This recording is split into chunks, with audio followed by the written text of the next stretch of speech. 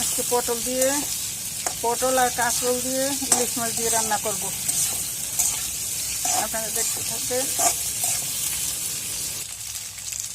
এখন দিয়ে দিলাম লবণ, দিয়ে দিলাম হলুদ, এখন দিয়ে দিলাম মরিচের গুঁড়া,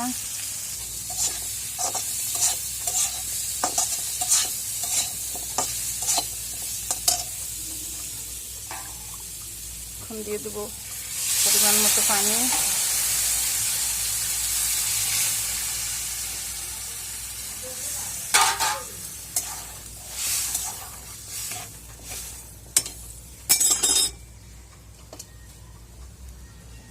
দিয়ে দেবো ইলিশ মাছ।